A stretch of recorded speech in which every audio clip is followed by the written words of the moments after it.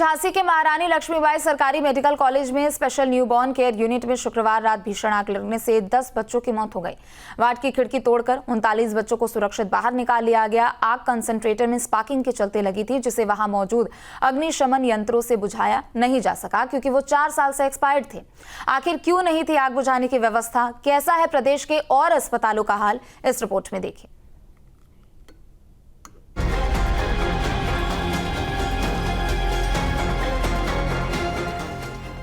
झांसी के medical college के NICU में आग लगने के बाद से प्रदेश भर के अस्पतालों में बने एनआईसीयू को लेकर स्वास्थ्य विभाग अब सतर्क हो गया है और देखा जा रहा है कि वहां पर फायर सेफ्टी सिस्टम के पूरे इंतजाम हैं या नहीं। यही जानने के लिए न्यूज स्टेट की भी टीम महोबा जिला अस्पताल पहुंची, जहां रियलिटी चेक किया गया तो फायर सेफ्टी व्यवस्थाओं में कई चौंकाने वाली खामियां सामने आई। अस्पताल के किसी भी वार्ड में आपातकालीन दरवाजा, खिड़की ना होने की स्थिति में भर्ती मरीजों को आखिर कैसे बाहर निकाला जाएगा? यही नहीं, वार्ड में लगे फायर सेफ्टी सिस्टम का कार्य भी अधूरा पड़ा हुआ है। जिला पुरुष चिकित्सालय महोबा लगभग 70 बेड का अप्रूव्ड हॉस्पिटल है, जिसमें ओपीडी रोजाना 700 से 1000 के बीच होती है और आईपीडी लगभग 100 से 150 के बीच में होती है।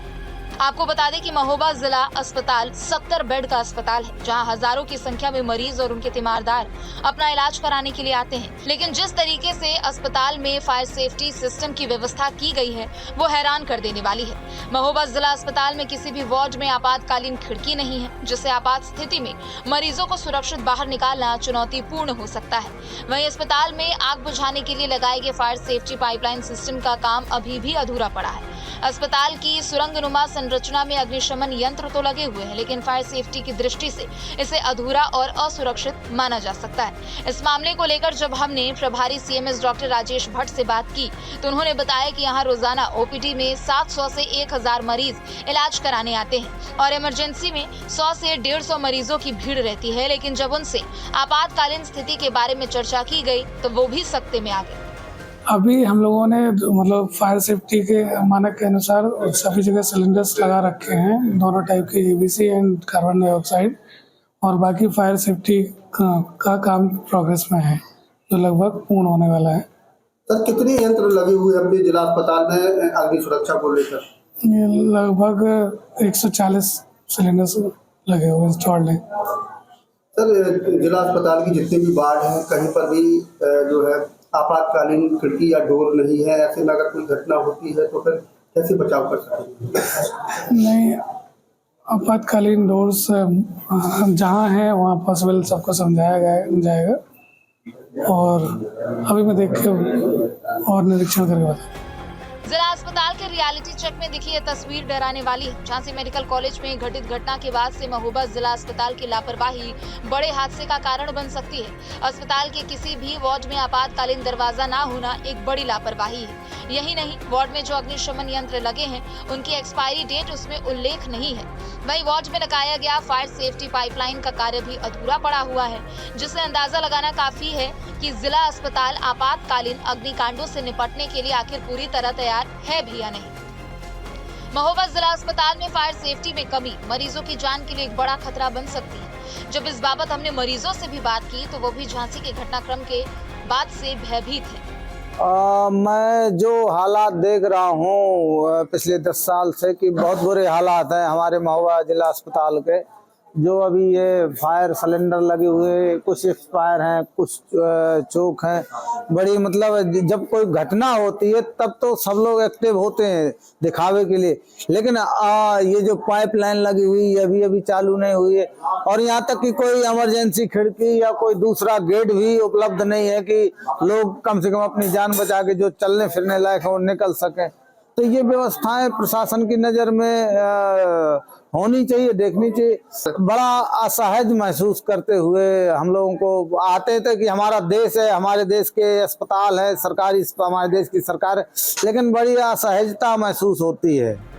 अस्पताल में एक अन्य तीमारदार प्रीति ने बताया कि भले ही आग बुझाने की पाइपलाइन और सिलेंडर लगे हो, लेकिन वे काम करने की स्थिति में नहीं है। अस्पताल में आपातकालीन निकासी के पर्याप्त इंतजाम भी नहीं है, जिससे संकट की स्थिति में मरीजों को सुरक्षित बाहर निकालना लगभग असंभव होगा।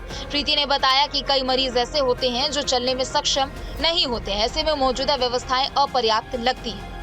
यहाँ तो कोई ऐसी सुविधा नहीं है कि एक ही गेट है, ना कहीं खिड़की है, ना इतनी ज्यादा पाइप लाइन भी डरी है, ये सिलेंडर भी लगे हैं, ये भी खत्म हो चुके हैं। तो कोई समस्या हो जाए तो भगने के भी लिए कोई दिक्कत पड़ जाएगी। कोई अब आवाज है, कोई नहीं चल पाता है तो दिक्कत तो बढ़ते ही है ना। तो इसलिए से कुछ तो सरकार को करना ही चाहिए। क्या लग रहा है, कैसा लग रहा है आप लोगों को, सुरक्षित महसूस कर रहे हैं? नहीं, यहाँ तो ऐसी कोई सुरक्षा नहीं हमको नजर आ रही है। दिक्कत ही दिक्कत ही, जब मालूम है ना कहीं खिड़की है, नहीं कहीं दूसरा गेट है, सामने एक गेट है, आदमी भगदड़ मर जाएगी तो क्या करेंगे। तो ये आवाज से नहीं निकल पाता है। झांसी की घटना और महोबा अस्पताल में पाई गई खामियों के बाद ये जरूरी हो गया है कि सरकारी अस्पतालों में फायर सेफ्टी के इंतजाम को सख्त और चाक चौबंद किया जाए, ताकि भविष्य में किसी भी हादसे से मरीजों की जान की सुरक्षा सुनिश्चित की जा सके। इसके बाद हमारी टीम पहुंची गाजियाबाद के जिला अस्पताल, जहां के एसएनसीयू का दौरा कर ग्राउंड जीरो जाना गया और रियलिटी चेक किया गया, जहां 18 बेड हैं जिनमें नवजात शिशुओं को रखा जाता है। झांसी के मेडिकल कॉलेज के अंदर जिस तरह से दर्दनाक हादसा एनआईसीयू वार्ड में हुआ और 10 नवजात बच्चों की मौत हो गई, 16 बच्चे घायल हो गए, इसके अलावा बाकी बच्चों को रेस्क्यू कर बाहर निकाला गया। उसके बाद सभी जगह के लिए एक सवालिया निशान खड़ा हो गया, क्या महिला अस्पतालों के अंदर या एनआईसीयू वार्ड के अंदर बच्चे सुरक्षित हैं?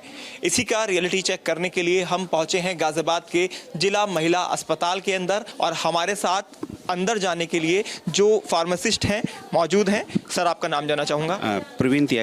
प्रवीण त्यागी जी हैं, फार्मासिस्ट हॉस्पिटल के महिला अस्पताल के, जो हमें यहाँ के अंदर के बारे में दिखाएंगे, किस तरह की व्यवस्थाएं अंदर यहाँ पर की गई हैं और क्या फायर एग्जिट यहाँ का प्लान है, जांचेंगे। सर, मैं चाहूँगा आप आगे चले और हम देखते चलें किस तरह से अंदर इसको बनाया गया है। एंट्रेंस पे ही हमने जो है 2 फायर एक्सटिंग्विशर आप देख रहे हैं, दोनों तरफ हमने लगाए हुए हैं। एक हमारा एमएनसीयू है, एक एसएनसीयू है।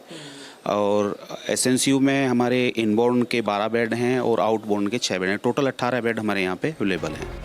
गाजियाबाद की महिला अस्पताल की सीएमएस अलका शर्मा ने अस्पताल में सभी तरह के फायर सेफ्टी सिस्टम पूरे तरह से होने की बात कही, जिनके मुताबिक यहाँ सभी फायर सिस्टम काम कर रहे हैं। हमारे यहाँ पूरी तैयारी है और हमारे यहाँ 65 फायर एक्सटिंग्विशर हैं और इसके अलावा फायर ऑडिट हमारे यहाँ हो चुका है और समय समय पर अग्निशमन विभाग के सहयोग से हम लोग मॉक ड्रिल कराते रहते हैं।